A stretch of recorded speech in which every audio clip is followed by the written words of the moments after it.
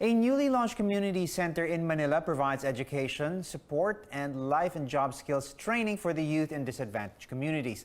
To tell us more about Casa Bantu Community Center, joining us now live in the studio is Jaime Benedicto. Bon dia, I think. Hi, how are you? He's the Executive Director of BANTU Philippines. Good morning, Jaime. It's great to have you here. Let's talk about this project. Give us the overview. Sure. Thanks so much for having us, Paolo. Good morning. It's a real pleasure to be here.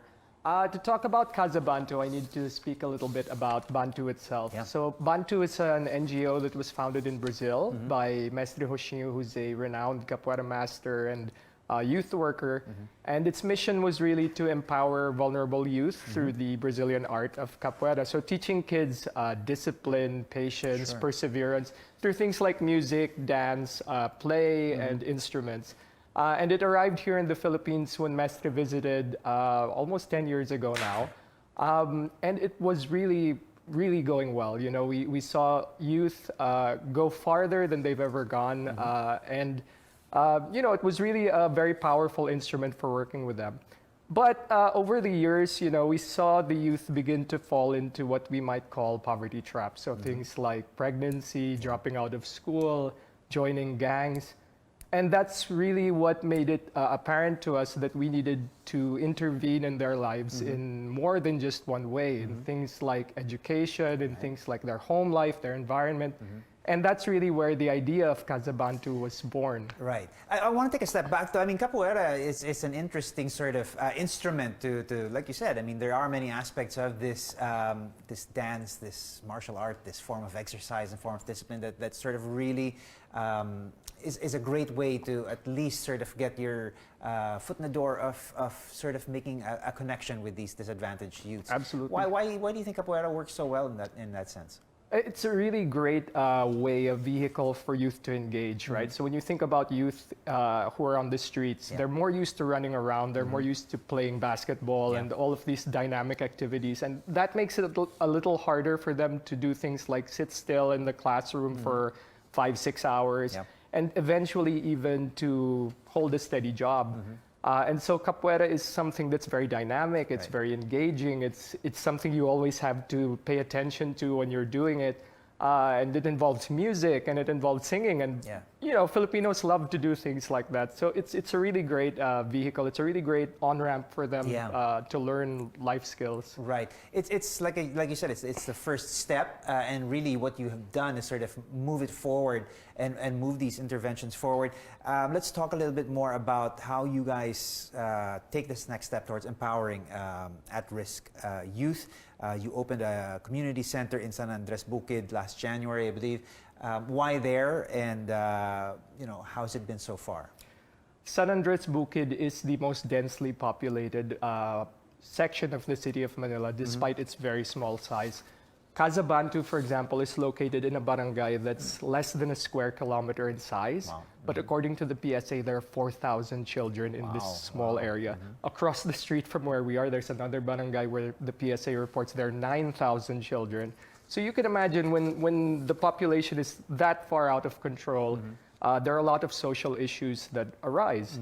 And so we decided to open there, and it's been going really well. We're doing so much more than just Capoeira these days.